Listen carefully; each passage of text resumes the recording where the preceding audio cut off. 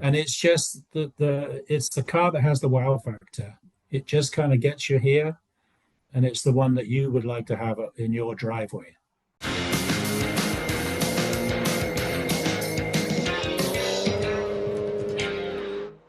Welcome back to Car-Pinionated, our weekly show on cars, the car industry, and driving in general. I'm Doug Stewart, and with me this week is a special guest, Nigel Matthews, who's the Assistant Chief Judge for the Greenwich Concours show, which is coming up in at the end of the month. Nigel, welcome to Car-Pinionated. Can you give us a little bit of a history of the Greenwich show? Well, I've been judging at the Greenwich show probably for 8 years or so. The company I work for, Haggerty, purchased it a number of years ago. The exciting thing about the event this year is it's the 30th anniversary of the Greenwich Concours. I judge at many Concours events around the world, and they all have their own special feel or special place. And Greenwich, for me, has a soft spot in my heart because of the history. It is very well supported by the local community, and Roger Sherman Park on the edge of the ocean just makes it extra special. It is a beautiful location. It's not very big, but it's you folks really do manage the space really well. I mean, obviously you've been doing it there for a while, but you get you would think it's a small park, you don't see a lot of cars, but there's a lot of cars there. Yeah, we will have actually 140 cars on that piece of real estate, which is pretty impressive. And what, for people who don't know, what kind of cars do you get? Well, the event is a 2-day event, and there's something for everybody. So Saturday, we call it the Concours de Sport. And on Saturday, if you come, you'll see resto mods, you'll see modified vehicles, you'll see station wagons, you'll see all kinds of automotive history, maybe some newer stuff. So we all tend to gravitate towards what we grew up with. So I think on Saturday, there will be something there for everybody. And the race cars in particular, I think, will spark people's interest. There's a race car coming, a Ford Escort, from the Alan Mann racing team in England, where I grew up. And I used to see that car race just about every other weekend in the late 60s. So it's going to be nice for me to see that in Greenwich. On Sunday, it's the more traditional Concours d'Elegance, where the vehicles are older. We have vehicles right from the early horseless carriage era, all the way up to sort of 25-year-old cars. We are featuring a coach builder, as we do every year. So the feature coach builder this year is Touring, who have created some wonderful cars. We are celebrating the Grand Marshal is Paul Russell. Paul is a extremely well-known and famous restorer. So we're going to have some of the vehicles that he's restored over the years, and it's these are cars that some people will only see in magazines or museums. Yeah. I was with Paul in Villa d'Este in Italy last weekend, so nice to see him again. The Italian car class, I mean, we have stunning Italian cars. What else have we got? The British sports cars. In particular, very close to my heart, Aston Martin. We have a very, very early Aston Martin race car dating back to the 30s. And we also have an Aston Martin 177, which is a very expensive and exciting kind of supercar, of which they only made 77, hence the name 177. So yes, it's for many people, it's a trip down memory lane. Yeah. Explain what a coach builder was in those days. And I mean, we don't really have coach No. builders anymore. But what was a coach builder? A coach, well, up until this after the Second World War, that's when it all ended. I spent 25 years of my life as a panel beater, so I could make panels, and I was repairing and restoring cars. Up until right after the war, all Rolls Royces and Bentleys, when you purchased a car, you basically bought the rolling chassis and an engine. And then you decided what kind of body you wanted to have on the car. And then you selected the coach builder.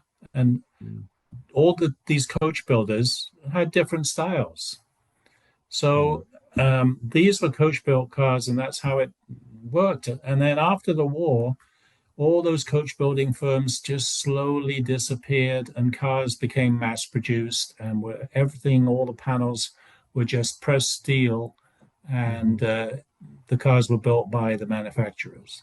mm. There's a few coach builders still, that build very exotic, like Zagato. They build Yeah. very exotic Aston Martins or Ferraris. Mhm. Um, but yeah, it's a dying art, and it's a great shame. But it boiled down to the cost, Yeah. of building the car. And and I'm sure it has a lot to do now with insurance regulations and safety regulations and all that sort of thing, which I'm sure would Yes. just be a crazy nightmare. Yeah. Um, Not very far from here, where I am, up near Hartford, Mhm. Springfield, Massachusetts, is where Yes. Rolls the Royces. Rolls Royce was Rolls Yeah. Royces were built. Yeah, yeah. Yes. Yeah. For I, 10 I years or more. yeah, I used to be able to point out that building, but Hmm. it's lost in my memory now. Yeah. Yeah. Yeah. Um, what are you looking forward most to seeing? There's one particular car I'm looking forward to seeing. It's a local car, and it's an Alfa Romeo, dating back to the 30s. It was built and owned by Nuvolari, the famous race car driver. And this is back in the era when race car drivers, these guys were real men. They uh, they put on gloves, and there were no seatbelts, and Right. Yeah. yeah, yeah, Yeah. yeah. But um, there's going to be so many cars. I mean, I'd be running around with like a chicken with my head cut off and trying to see it all. Um, and talk to me a little bit about what the process of judging what you Yes, go yeah, through. happy to do that. So, actually, I'm very involved in Concord judging myself, and one of the other judges, Chris Kramer. We've developed a modernized Concord judging system. It's called M100, and that stands for Modernized 100, because we use a 100 point system. So, how it works is every car on the field being judged starts off with 95 points, and then we deduct for any infractions and things.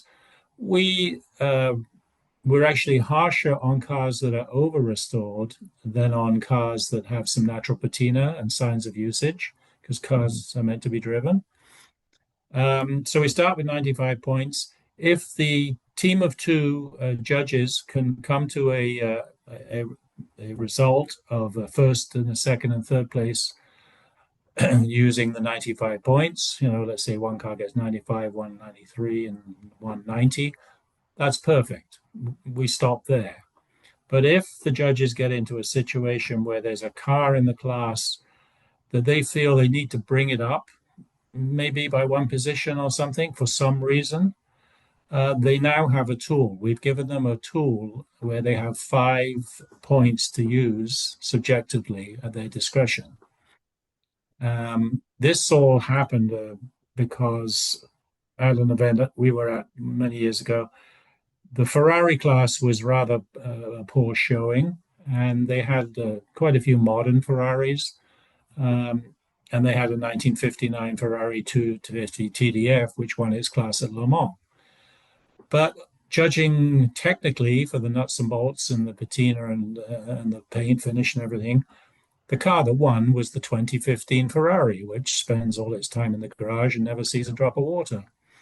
The car that should have won, but the judges didn't have any tool or any way of making it win, should have been the 250 TDF. So this is when Chris and I got together and said, you know, we want to stick to a 100-point total, but let's have Yeah. a starting point of 95 and give the judges a tool to use if they need it. And when they use that, those additional 5 points, it has to be a unanimous decision. They both have to be on the same page and comfortable with that. And Some people say that's not fair to a vehicle owner. You know, if he wins the class and he has 95-point car, you can't tell him that he has a 100-point car. Well, technically, he does have a 100-point car. and so when you talk about being subjective, I mean, Mm, you have a long history of this. You've done it for a long time. What are yeah, the things that make that, like specifically, I mean, you talked about patina, but yeah. what are the things specifically that when you see something, what gives you that, okay, that deserves something? Yeah, yeah, very good question. For me personally, it could be a vehicle that's been in the same family for 3 generations. Yeah. It could be a vehicle that the owner restored it himself over, let's say, a 15-year time period in a single car garage with one light bulb, rather than dropping the car off at a well known restorer with a huge check. So I believe that these cars have a life and they have a soul. And that all has to be part of the equation and part of the story. It sounds like what you're saying is you're looking for the love aspect of it. For somebody who's Yes. loved that car for 30 years or loved it enough to spend all their time on Yeah. it. Yeah. Yeah. Yeah. And that's obviously a really indefinable quality. Um, Yes. so We're, so go ahead. but I was going to say, well, we're doing this because of the demographic shift, and there's no question about it. Times are changing, and all these older cars are becoming less interesting to some people. So Mhm. let's say that the son inherits his father's Alfa Romeo 2600 from the 1930s. The father had passed away. The car had sat untouched for a number of years. Um, the son now decides it's time to drag the car out and take it to a few shows like dad used to do. So he doesn't know very much about cars. He takes it down to the local Jiffy Lube, and down there they get it up and running, and they change a few hoses and a few hose clamps, and he shows up at the car show very proudly with dad's car, and the judges tear it apart because he has the wrong hoses and the wrong hose clamps. And so we're trying to be a bit more sympathetic, and we're trying to show the younger generation or the new collectors a little bit of love in order to try and keep this magnificent sort of hobby that we have going. And you talked about the changing demographics, and you mentioned this a little bit earlier, that the what's the sweet spot now for what people are really interested in seeing year Well, wise? yeah, I mean, the early cars are, the horseless carriage stuff, the 1920s and the 30s stuff is disappearing. If you have sort of 40s and some early 50s American cars, they're becoming hard to sell because of the demographic who are interested in buying cars like this. So right now, what's driving the hobby? We all call it a hobby. It's a $1 billion industry. Yeah. Um, Muscle cars are still hot because we have enough boomers still alive that are interested and still want to have a '65 Mustang or a Corvette or whatever. Mhm. Um, One-offs are will always be sought after. If you have something that's fairly very unique. But we're creeping up. We are now we've got a class of Datsun 240Zs at Wow. Greenwich. Yeah. And I'm sure that that class will put a smile on a lot of people's faces, and they'll say, "Wow, I had one. I personally had one in 1972." So, but that's where we're heading. And at Haggerty, what we try and do is our 2-day events, like at Greenwich and Amelia. Um, on the Saturday, we try and give the car clubs some real estate and some space to bring all of the stuff that they love and Hmm. enjoy. And there's a big following now in 80s and 90s vehicles. Hmm. Yeah. Yeah, yeah, absolutely. Well, we're going to take a quick break, and we'll come back and talk more about what's hot in the 80s and 90s and other places. We'll be right back.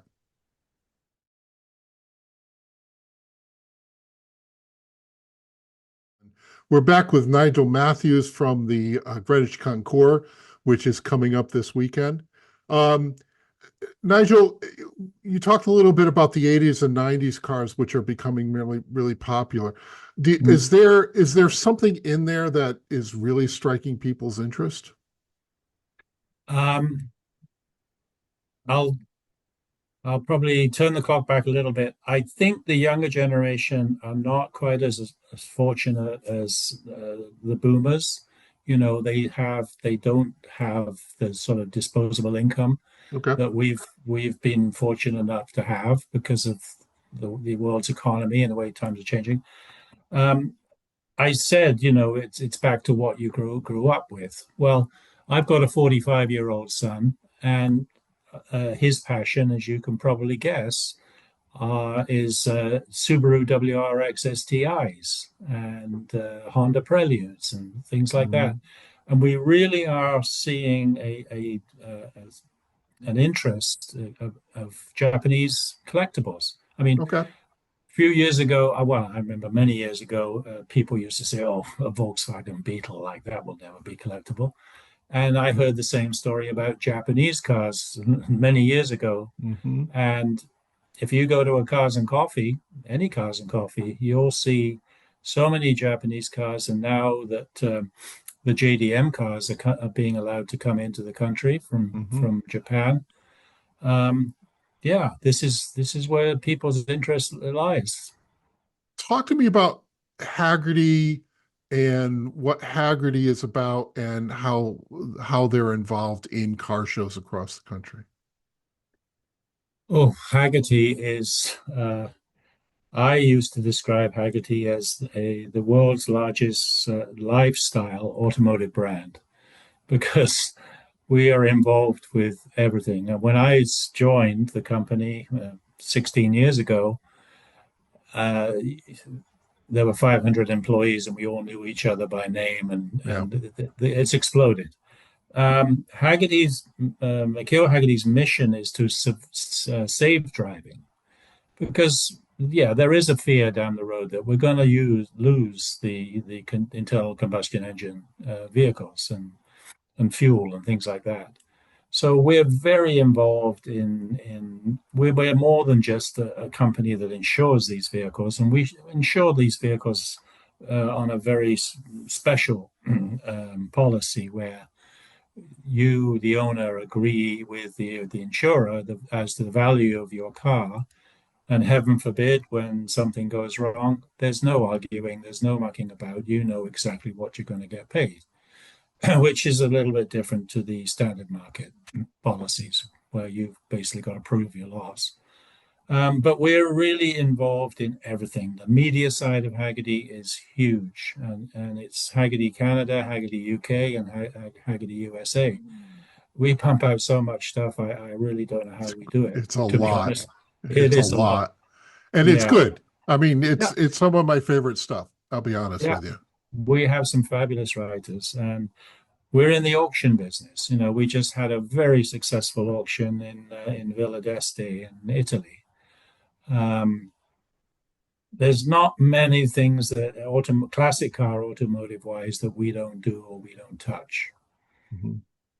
So, How many shows does Haggerty own or well, we manage? own, yeah, we own the Amelia Concours and Greenwich. Those are the Okay. two that we own.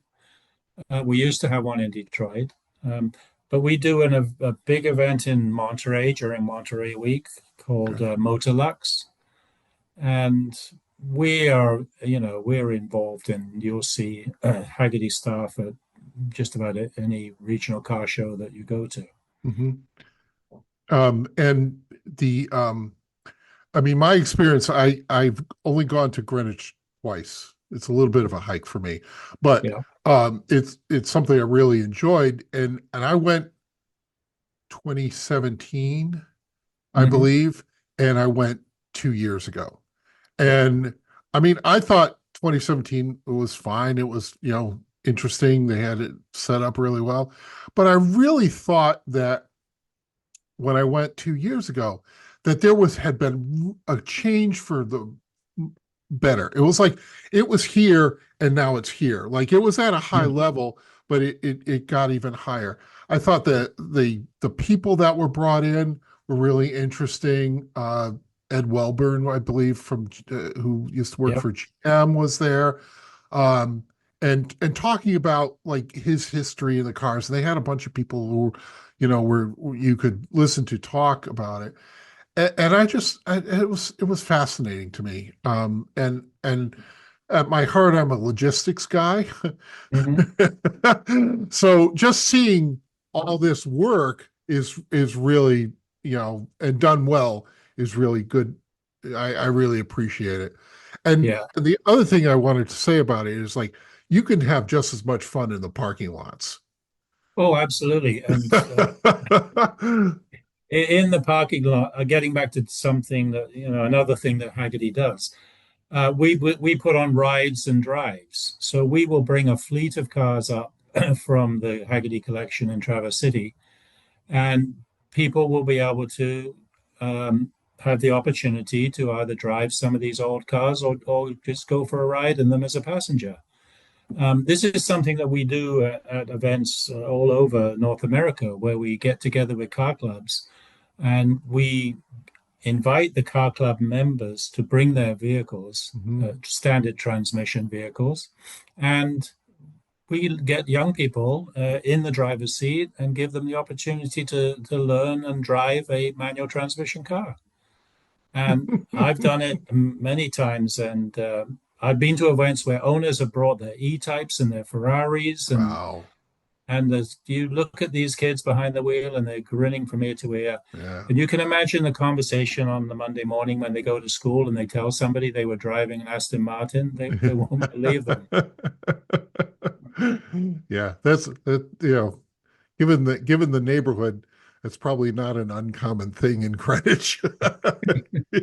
Yes. Yeah. Yeah. Um, the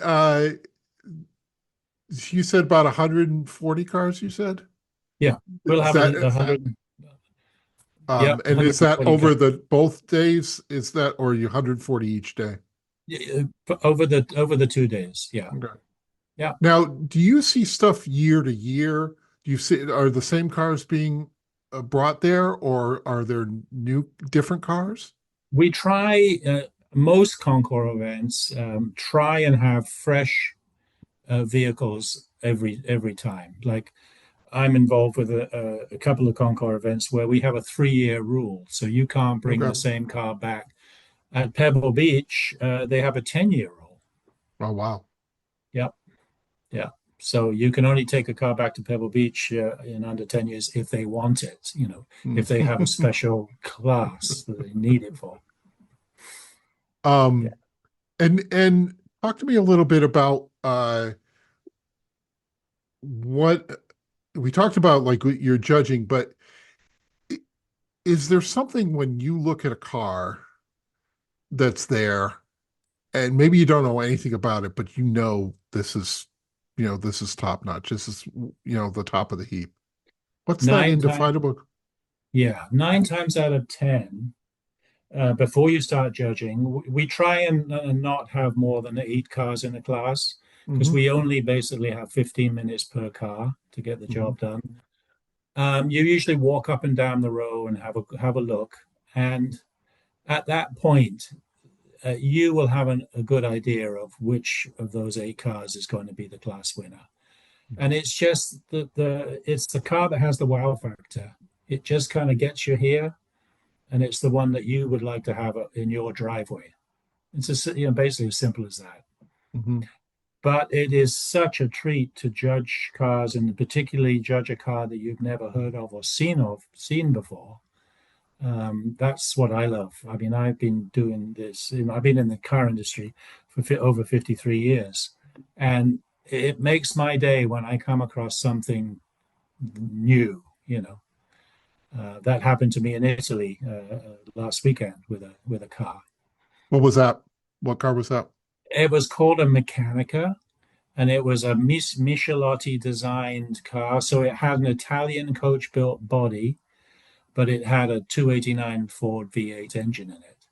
I love those sort of Italian hybrids like the Iso Mhm. Griffos and the Iso Revoltas and the Bizzarinis, and they only made one of these. And actually, the car sold for 170,000 euros, which I thought was quite reasonable. Mhm. It needs restoring, but it's not really in terrible shape.